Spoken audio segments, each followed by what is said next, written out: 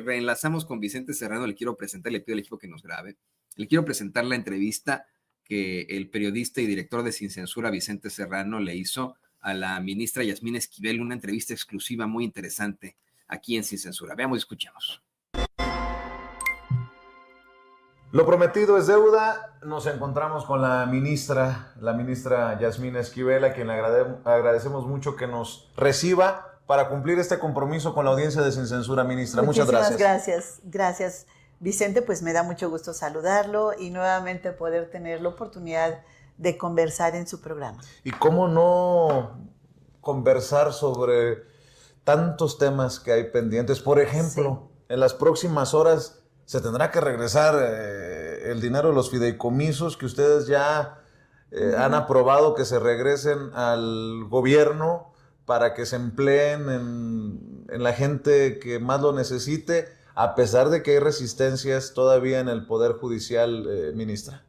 Bueno, la reforma al Poder Judicial de la Federación, que fue publicada el pasado 15 de septiembre de este año, establece en uno de sus artículos que el dinero de los fideicomisos, que asciende a más de 24,000 millones al día de hoy, debe ser regresado a más tardar el 15 de diciembre de este año a la Tesorería de la Federación.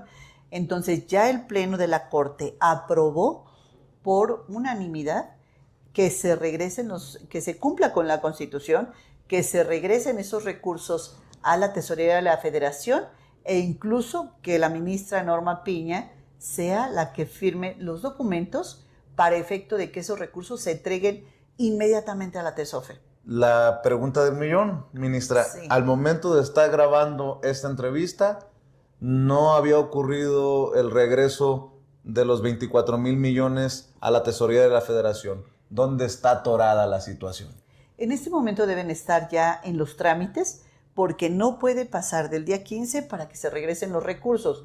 Ahora bien, ¿en qué va a destinar la Tesorería de la Federación los recursos?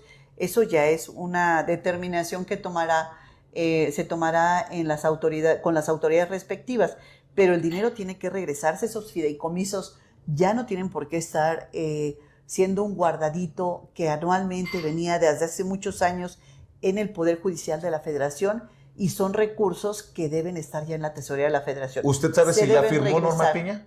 No, todavía no tenemos conocimiento de que estén reintegrados esos recursos en la Tesorería, pero deben estar en los próximos 2 días, a más tardar el 15 de diciembre, y será un tema que platicaremos más adelante. Claro que sí, ministra.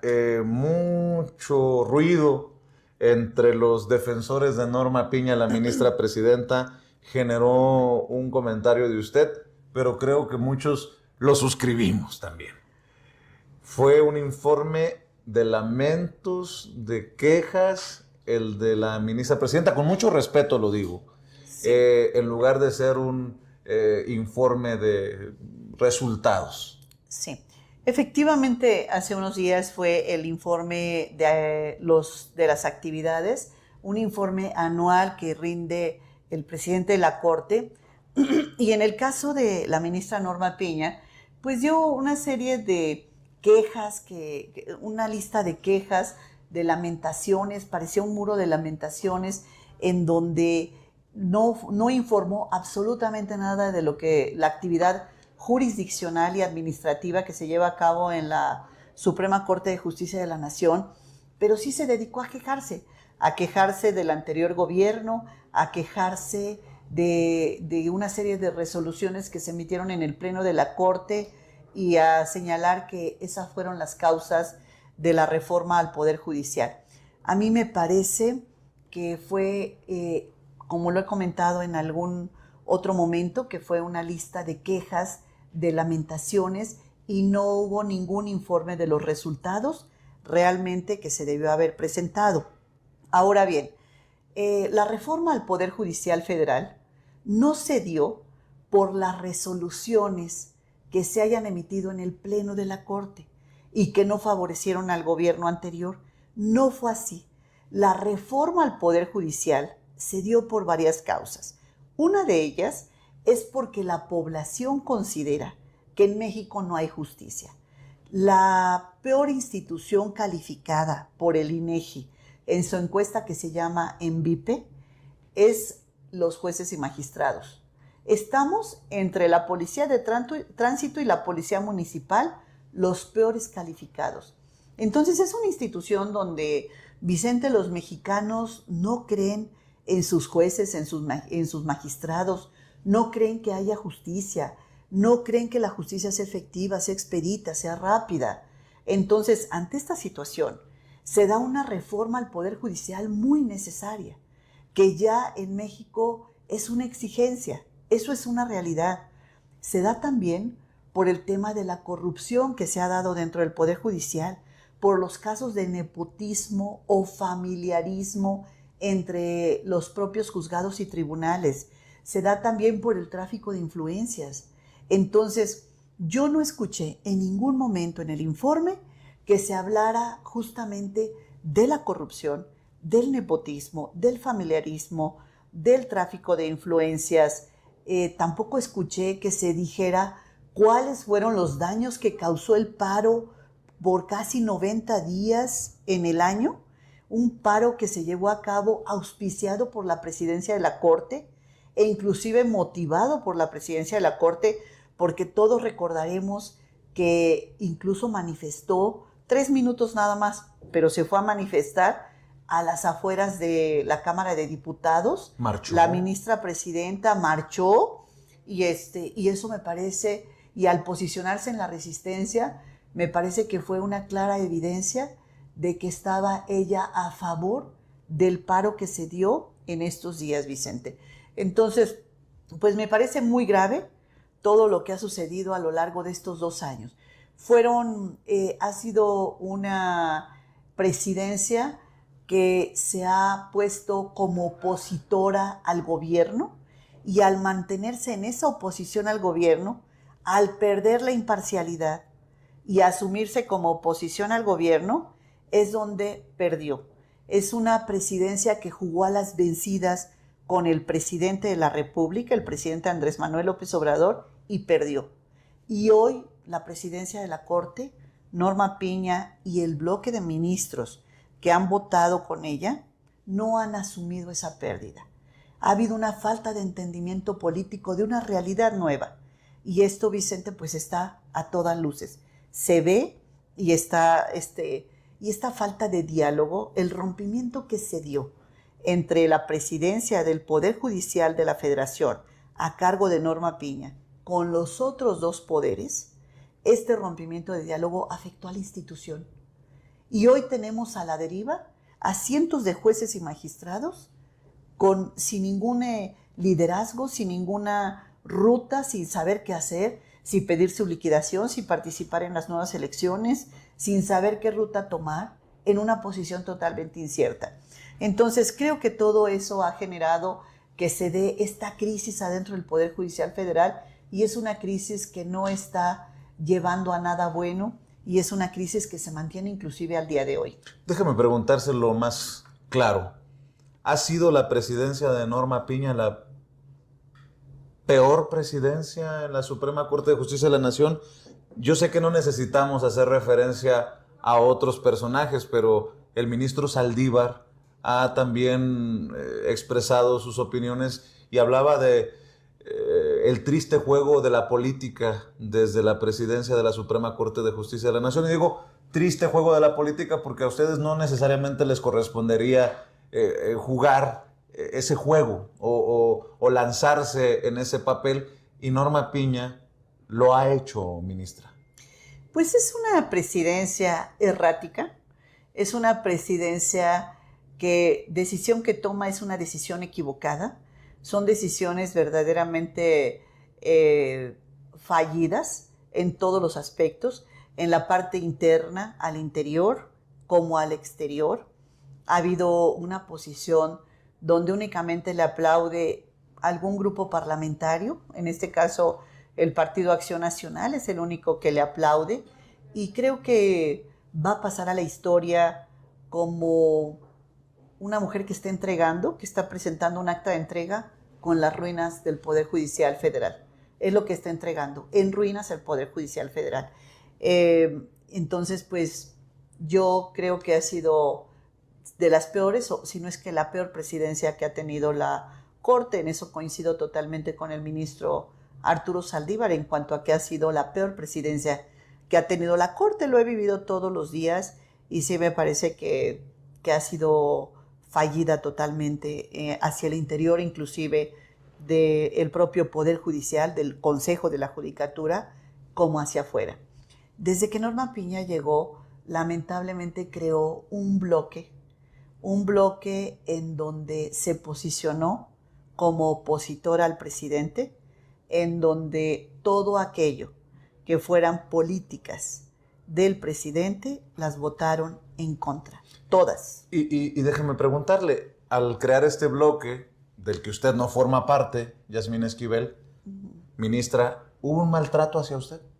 ¿Hubo un maltrato a aquellas ministras que no formaron parte de ese bloque, que no se sometieron tal vez a las directrices, a la línea de Norma Piña? Vicente, no ha habido maltrato, pero sí ha habido una falta de respeto. Ha habido una falta de respeto hacia sus pares, ha habido una falta de respeto institucional, se ha utilizado de una manera facciosa la institución y bueno, generar este bloque con el que se van provocando los acuerdos y excluir. Ha sido una presidencia de unos cuantos y ha habido una exclusión de los demás, y eso me parece una falta de respeto, una falta de urbanidad política, por decirlo menos, y no ha sido tan solo porque nos excluyan de los acuerdos que ellos tienen, sino inclusive de los temas de carácter institucional, que debe ser una convocatoria hacia todos, hacia los 11, en temas de carácter estrictamente institucional. También ha habido una total exclusión. Y eso, pues definitivamente nos parece una falta de cuidado político en todo este camino, ¿no? Y no tan solo hacia nosotros, sino ha visto, Vicente, esa falta de cuidado político hacia el exterior, hacia los otros poderes. Ha habido mensajes inadecuados hacia senadores, mensajes inadecuados hacia magistrados de la Sala Superior del Tribunal Electoral. Hay que decirlo claramente. Y además que tiene todo eso ha consecuencias, generado, ¿no?, consecuencias a la institución, problemas a la institución. Creo que Norma Piña tiene que asumir su responsabilidad histórica en todo esto. Y le decía consecuencias porque pienso, por ejemplo, cuando Alejandro Armenta, que está a punto de convertirse en el gobernador constitucional de Puebla, todavía gobernador electo, era presidente de la mesa directiva del Senado de la República, y no sé en qué condiciones la ministra le mandó mensajes temerarios, amenazantes.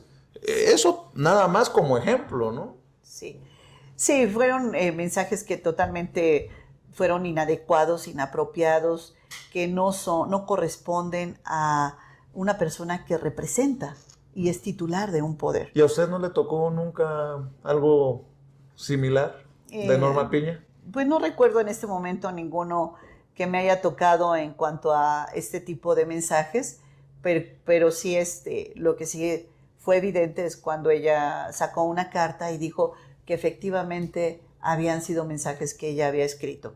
Entonces, pues sí me sorprendieron los mensajes, pero más me sorprendió la carta al siguiente día, la carta que envía al siguiente día donde dice que sí son los mensajes que ella se había enviado esos mensajes. Bueno, pero no fue tan solo eso, sino también el tema cuando se reúne con el dirigente de un partido político, en donde convoca a los magistrados de la Sala Superior del Tribunal Electoral en pleno proceso electoral. Que uno de sus colegas le presta la mansión, ¿no? Algo por el estilo.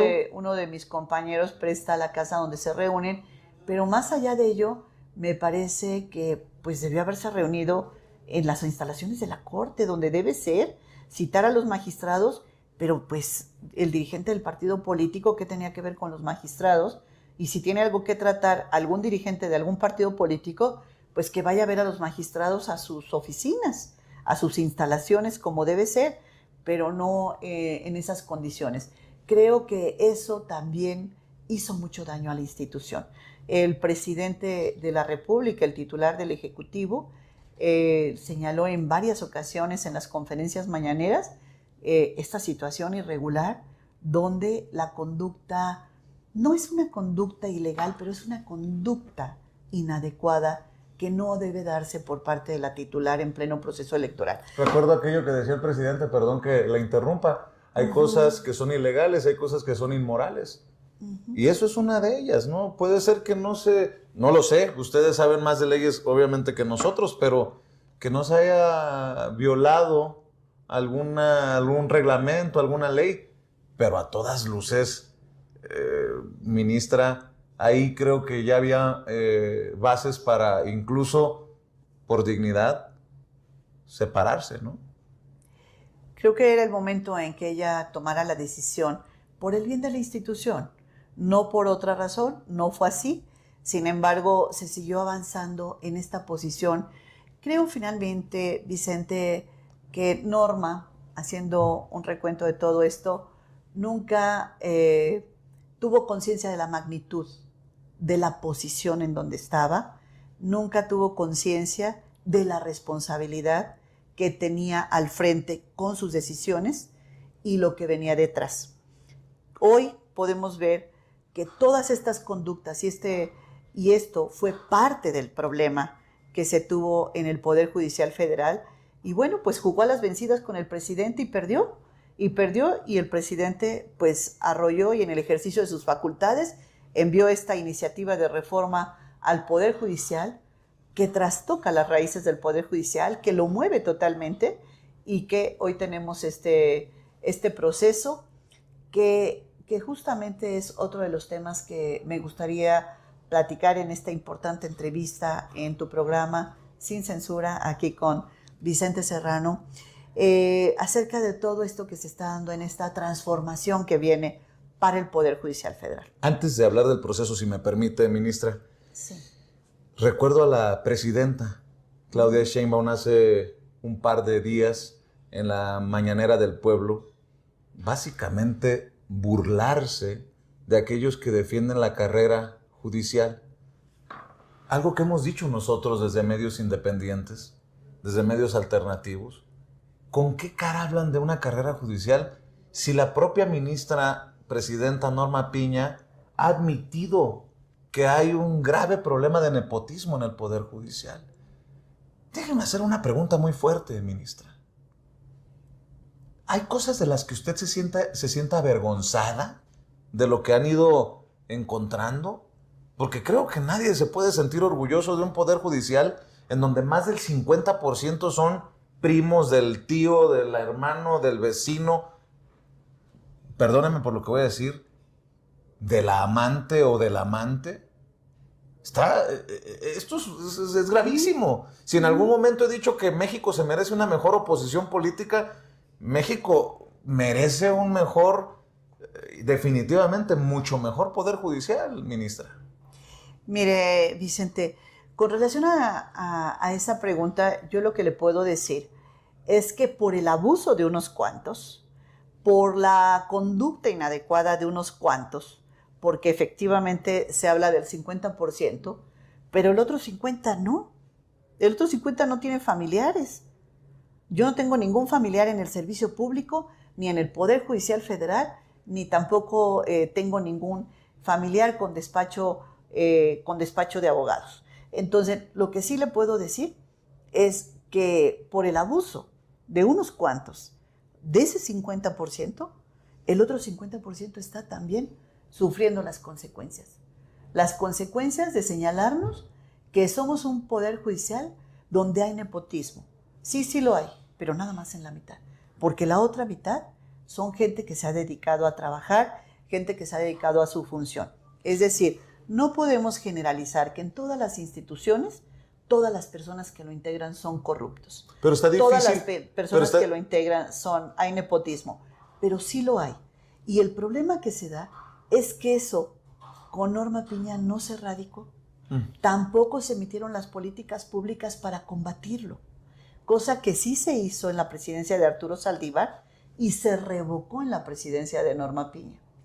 Y se continuaron ejerciendo esas políticas en donde permiten los casos de nepotismo en un circuito, es decir, en una entidad federativa, donde hay ese familiarismo. Claro. Entonces, todo eso no se combatió. El problema es ese, que llega norma y se siguen continuando con las prácticas que se debieron haber combatido. La corrupción, el nepotismo, el tráfico de influencias, que las familias las dominen unos cuantos, que haya despachos que sean los que dominen en muchos de los temas los asuntos.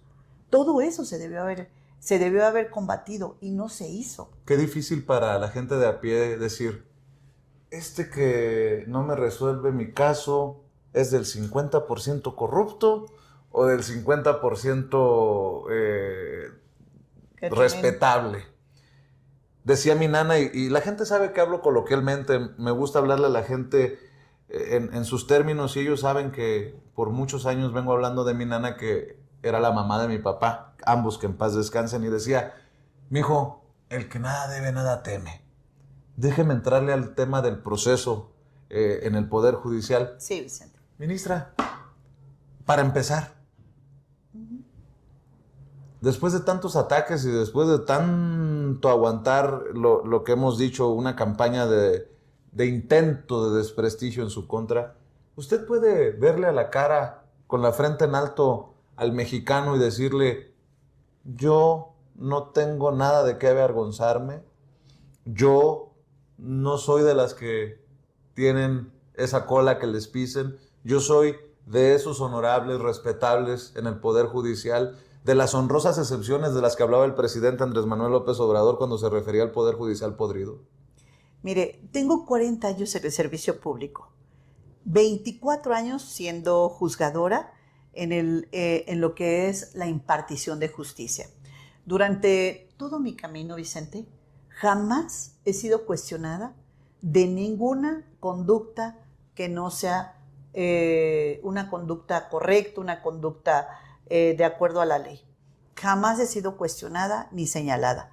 Cuando estábamos en pleno proceso electoral, hace 2 años, por la presidencia de la Corte, 8 días antes de las elecciones, sacaron que hace 38 años hay otra tesis igual que la mía cuando me titulé de licenciada en Derecho. ¿Dijo por la presidencia de la Corte? Por la presidencia de la Corte.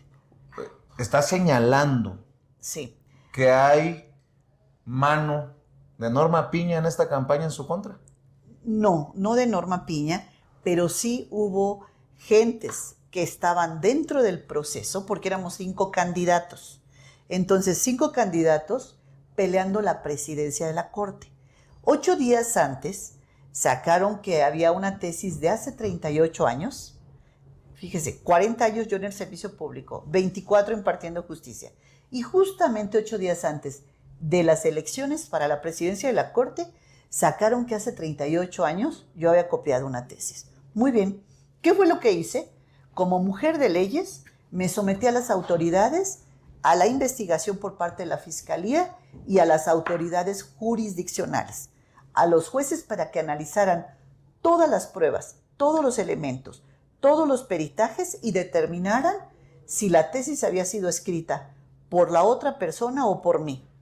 Los jueces determinaron, y ya es un asunto concluido, que yo soy la autora de la tesis y que la tesis original es mía. Pero le aplicaron aquella de lo que no mancha tizna. Exactamente, pero lograron su objetivo, descarrilarme para la presidencia de la Corte en ese momento.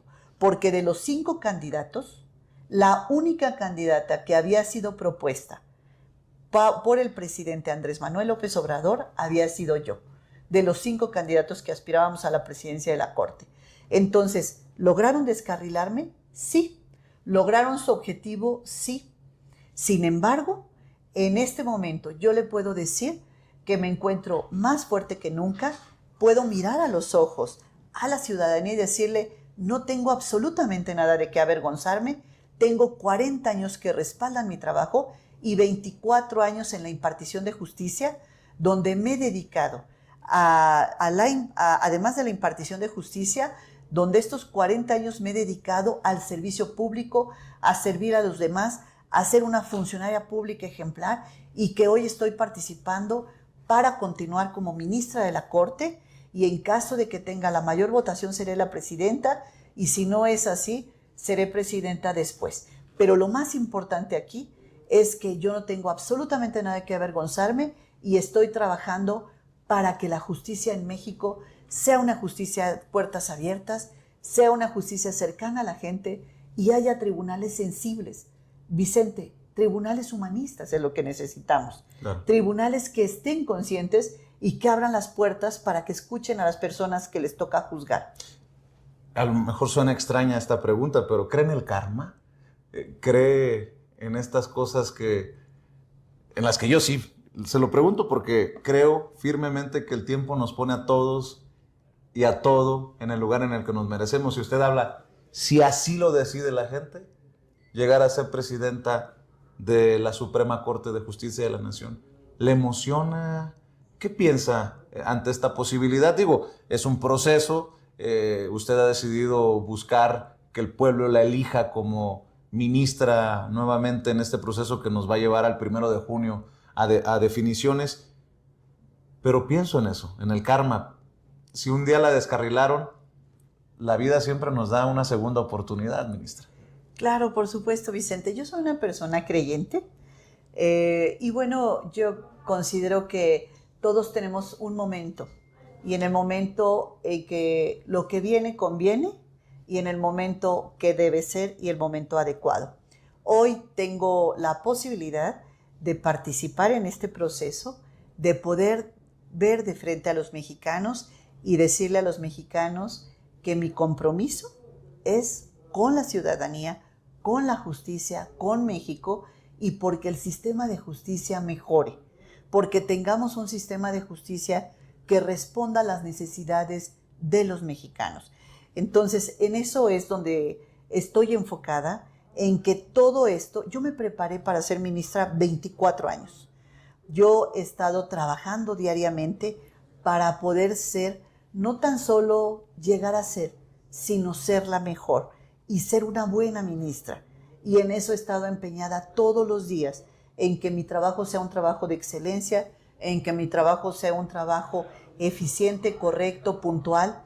E incluso desde que yo llegué he tenido los mejores números que todos los 11 ministros. Y al hablar de los mejores números, estoy hablando de la que no tiene rezago, donde tengo el menor número de asuntos pendientes por desahogar. Por ejemplo, en el año 2024 estoy cerrando con 3 asuntos nada más pendientes de elaborar el proyecto. Es decir, voy exactamente al día y eficientemente.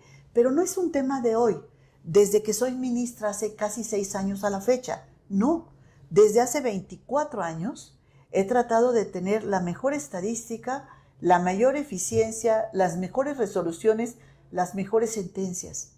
Y eso ha sido a base de dedicación, de estudio, de trabajo. Y en eso estoy dedicada totalmente, Vicente, porque quiero que la justicia se transforme, porque quiero que México sea un país de excelencia. Y este proceso que vivimos hoy sea un proceso ejemplar no para nuestro país, sino también internacionalmente. No tenemos precedente, Vicente, en un proceso de elección así. Se van a instalar centros de votación. Esta mañana decía la presidenta del INE que no serán casillas, serán centros de votación y de acuerdo a lo que asignen de recursos al INE para este proceso, será el número de centros de votación que se vayan asignando. Entonces, es un proceso inédito, no hay precedente y creo yo que va a ser un proceso ejemplar. México está al borde de ser un ejemplo para el mundo con este proceso. Sí, claro. Inclusive si le preguntamos, hay cantidad de gente que sabe que viene la elección de jueces, magistrados y ministros. Hay muchísimas personas en México que ya nos están hablando de la elección que será el domingo 1 de junio de 2025.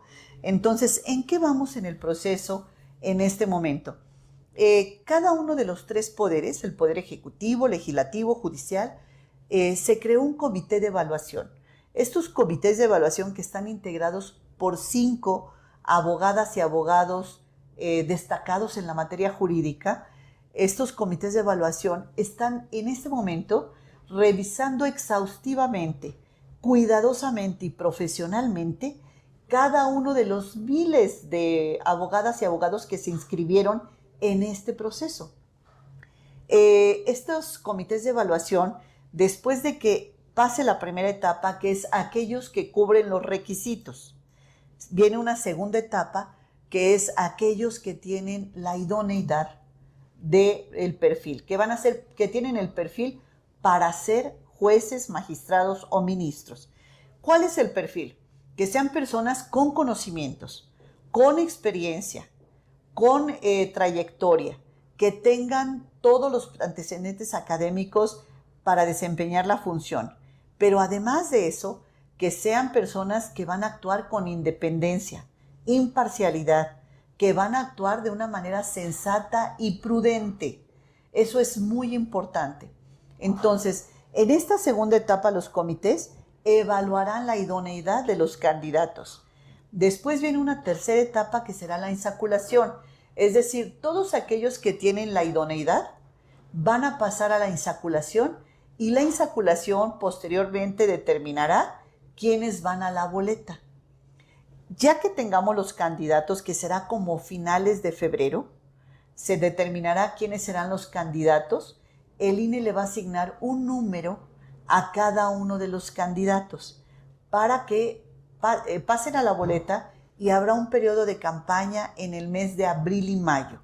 Empiezan las campañas el 30 de marzo, abril y mayo serán el periodo de campañas, fundamentalmente serán por redes sociales, y el INE presentará a los mexicanos de una manera fácil cómo se llevará a cabo la votación, las 6 boletas que se van a entregar, la boleta para jueces, magistrados, ministros, magistrados del Tribunal de Disciplina Judicial y 2 boletas más para magistrados electorales. El INE facilitará a los mexicanos dónde estará su centro de votación, quiénes son sus candidatos de una manera fácil, sencilla, a través de los espacios oficiales de radio y televisión y a través también de las redes sociales y los instrumentos digitales que tenemos hoy a nuestro alcance. Y ahí es donde se define todo el 1 de junio del próximo año. Exactamente. Terminan las campañas a finales de mayo y el domingo 1 de junio se define quiénes serán los 881 jueces, magistrados y ministros que se elegirán para que puedan desempeñar esta función, porque ahora no tan solo va a contar la carrera de la persona, del abogado o abogada, sino también si el pueblo de México votó por ellos. Si el pueblo de México dijo, yo quiero que sea ministra tal persona, o ministro, o magistrada, o magistrado, o juez o jueza. Y ese día también terminará, corríjame si estoy equivocado, la pesadilla de Norma Piña y su grupo de choque, permítame decirlo a mí, ministra Yasmín Esquivel. Sé que tiene otros compromisos. 31 de agosto es el último día que la actual integración de la Corte va a mantenerse hasta el día 31 de agosto. Y a partir del 1 de septiembre entra la nueva Corte. Se protestan jueces, magistrados y ministros en el Senado de la República y se integra por parte de... bueno, viene la nueva integración de la Corte, los nueve nuevos ministras y ministros a partir del 1 de septiembre. Nueva etapa de la Corte, claro, nueva etapa sí, del Poder Judicial, un Poder Judicial transformado.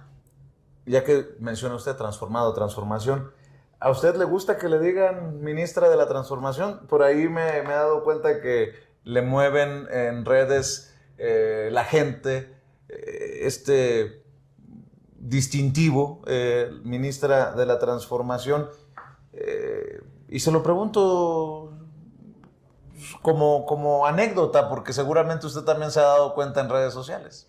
Sí, me lo han dicho en algún otro momento mis colaboradores que en algunas redes sociales me han señalado como la ministra de la transformación. Bueno, para mí, por supuesto que yo estoy porque se transforme el Poder Judicial Federal. A mí me da gusto que me llamen ministra de la transformación, pero también si me quieren llamar como siempre me han llamado la ministra Yasmín, o la ministra también me gusta. Entonces, cualquiera de las consideraciones que en redes sociales siempre... Y fíjense que yo le voy a decir una cosa. Nosotros, como en mi caso personal, pues yo soy producto de un gran esfuerzo, el que he puesto toda mi vida, pero también soy producto de mis amigos y de mis enemigos. Porque finalmente uno se va construyendo con los amigos y los enemigos. Pues algunos malquerientes por ahí, ¿no? Algunos malquerientes, ¿Hay lista? Vicente, ¿Hay lista? Que llega a ver uno que otro por ¿Norma ahí. Piña al tope? Que usted sabe. No, más allá que eso. Más allá de eso, yo creo que algunos malquerientes que ahí en algún otro medio de estos conservadores llegan a hacer algún comentario incorrecto. ¿Loret? Entonces, nosotros somos producto de nuestros amigos y nuestros enemigos. Amigos como ustedes, Vicente, muchas gracias. Gracias, Y ministra. por supuesto, algunos malquerientes a quien también leemos a veces sus críticas. Algunas ocasiones, cuando tengo tiempo. Un par de cositas. Algunos no merecen ni el tiempo. Así es. Ministra, un par de cositas para cerrar porque sé que tiene otros compromisos. Le han preguntado, no sé si se lo han preguntado, aquí no, en Sin Censura, pero se lo voy a preguntar. ¿Qué opinión le queda de Andrés Manuel López Obrador? ¿Qué opinión tiene de la primera presidenta de México, Claudia Sheinbaum? Del presidente Andrés Manuel López Obrador, es un presidente comprometido con México, es un presidente... ¿Lo veremos en los libros de historia? Absolutamente. Sin duda, de los mejores presidentes que ha tenido México, si no es que el mejor presidente que ha tenido México, es mi concepto. Yo, las veces que conviví con él, vi un hombre comprometido con las causas sociales, vi un hombre comprometido porque termine la discriminación en México, porque terminen las desigualdades sociales, y eso a mí me llenó de orgullo de tener un presidente con ese compromiso social y con esa convicción de transformar las instituciones y las estructuras en México. En el caso de la doctora Claudia Sheinbaum, yo quiero decirle que vimos nosotras las mujeres reflejados en la doctora Claudia Sheinbaum un sueño de nuestras abuelas, nuestras bisabuelas, de mi madre, un sueño de llegar a ver a la primera presidenta de México. Hace algunos años no lo podíamos ni siquiera creer. Bueno, en 1961 no teníamos ni siquiera derecho al voto. Imagínate nada más, Vicente. Cuando estuvo Ermila Galindo en 1917, la dejaron afuera los constituyentes junto con su grupo de seguidoras. Por más que tocaron y patearon la puerta, nunca las dejaron entrar en el constituyente de 1917. Hasta 1961 se nos da el derecho al voto. Entonces, jamás hubiéramos... Entonces, nosotros en Claudia Sheinbaum, las mujeres vemos un sueño realizado. Por supuesto, ella dice, no llegué yo, llegamos todas, porque nosotros vemos ese sueño reflejado en la doctora Claudia Sheinbaum. Entonces, nosotros estamos muy orgullosas de vivir esta época, de vivir este tiempo. El tiempo de Claudia Sheinbaum es nuestro tiempo. Y para cerrar, ¿algún comentario, alguna reflexión sobre la relación hacia Estados Unidos? Veo que desde Estados Unidos siguen los ataques a la reforma judicial, a la reforma al Poder Judicial, que ya está en la Constitución. Veo a un Donald Trump ruidoso, para tratar de ser lo más elegante posible, ministra, sí. Belicoso, pero que trae ganas de incomodar, esa es mi lectura, pero también de un país en donde la Suprema Corte de Justicia está también llevando su propio proceso de transformación, un proceso con base en la ética, porque por mucho tiempo en la Suprema Corte de Justicia de Estados Unidos la ética no los ha guiado, con las presiones de las tabacaleras, de las armadoras de vehículos, con las productoras de armas de fuego. Quisiera, si me permite, cerrar con sus reflexiones acerca de esto que se viene para los próximos 6 años. Bueno, 4, porque allá son 4 años de presidencia, pero pues 6 años con la doctora Claudia Sheinbaum. Con la doctora Claudia. Pues mire, en el caso de los Estados Unidos, el presidente Biden puso el dedo sobre la llaga. Es decir, señaló claramente que la Suprema Corte de Justicia de la Nación se tenía que transformar, tenía que haber una autocrítica porque estaban violentando inclusive el código de ética. Señaló estas situaciones que se llegan a dar de tráfico de influencias al interior de la propia Suprema Corte de Justicia de la Nación en los Estados Unidos. Algunos dicen en broma, se López Obradorizó. El presidente Biden puso el punto ahí. Luego, ahora que viene el presidente Donald Trump con su personalidad que conocemos y sus características del presidente Donald Trump, creo que la presidenta Claudia Sheinbaum ha sido muy clara en que la relación tiene que ser una relación de respeto, tiene que ser una relación entre iguales y una relación donde se respete fundamentalmente la soberanía mexicana.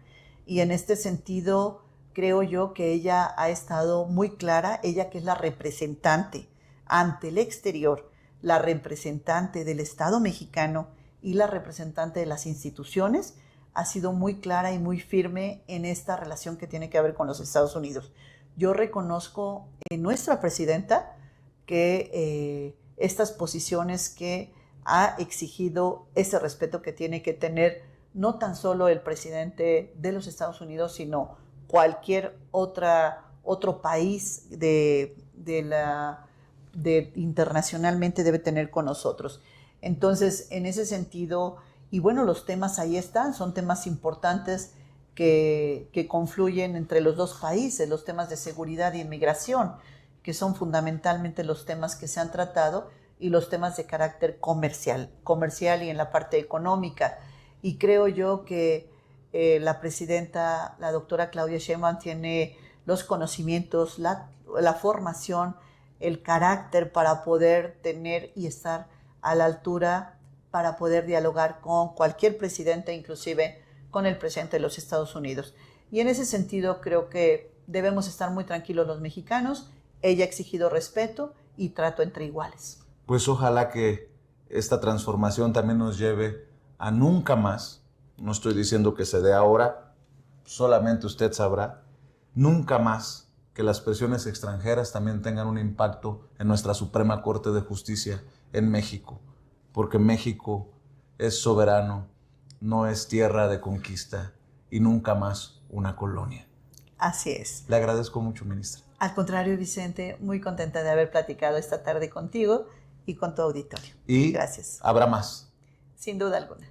Gracias. Muchas gracias, ministra. Muchas gracias, Vicente. La ministra Yasmín Esquivel, generosa, respetuosa de esta audiencia diferente e inteligente, para hablar aquí en Sin Censura, si me permite con mi lema. Como los chayoteros no se atreven, no les interesa, no les conviene, porque no van a morder la mano que les da de tragar.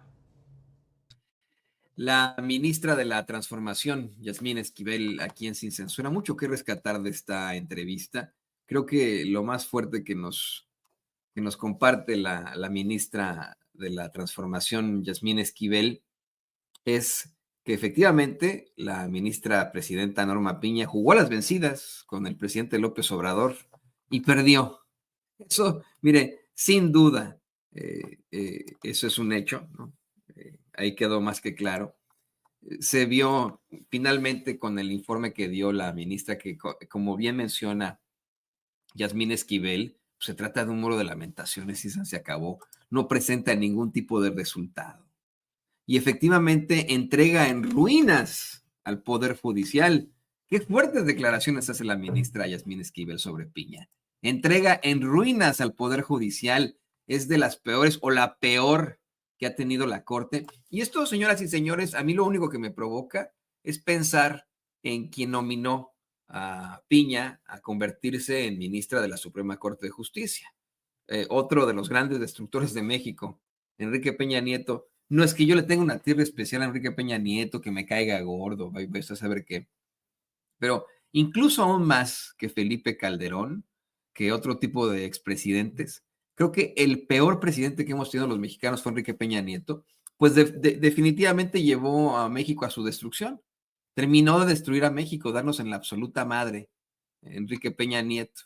Y él y sus secuaces y la gente que tenía a su alrededor, los Luis Videgaray, por ejemplo, ¿no? Las mentes detrás de este sexenio. Hoy que vemos a un Lavalle Mauri muy cuestionado al estar al centro del gabinete de la gobernadora de Campeche, Laida Sansores, bueno, pues hay que decirlo con todas sus letras, es un Lavalle Mauri que operó durante el sexenio de Enrique Peña Nieto. Y quien floreció en ese sexenio fue precisamente la ministra Norma Piña. Me parece que le da en el clavo la ministra Yasmín Esquivel al decir que es la peor presidenta, o vamos, la peor presidencia que ha existido en la Suprema Corte de Justicia de la Nación, al hablar de cómo es que efectivamente entrega el Poder Judicial en la ruina, destruido, como entregó Enrique Peña Nieto el país, como se lo entregó a Andrés Manuel López Obrador, se lo entregó en ruinas. Y sobre esas ruinas podemos construir como pueblo. Vamos a poder construir como pueblo al Poder Judicial que ya está reformado. Y a partir del próximo año, efectivamente, vamos a poder determinar a nuestros impartidores de justicia. No nos los van a imponer personajes como Enrique Peña Nieto. Vamos a ser nosotros los que lo determinemos. Eso me da a mí mucho gusto. Me dice Elda Zamora, no, Toño, como Calderón no hay peor. Así dicen en mi pueblo. El carnicero de Michoacán destruyó el país. Peña Nieto nomás llegó a mover las llamas. Sí, pero él terminó por destruirlo todo, Peña Nieto. Me parece que fue, en cuanto a destrucción, fue peor la de Peña Nieto, porque no solamente, mire, vamos a ponerlo así. Felipe Calderón, en la opinión de su servidor, efectivamente prendió fuego a México. Y Peña Nieto vendió México en llamas. Así, ¿no? Entonces, pues ahí están los dos. Bien dicho por ahí, tanto peca el que mata a la vaca como el que le agarra la pata.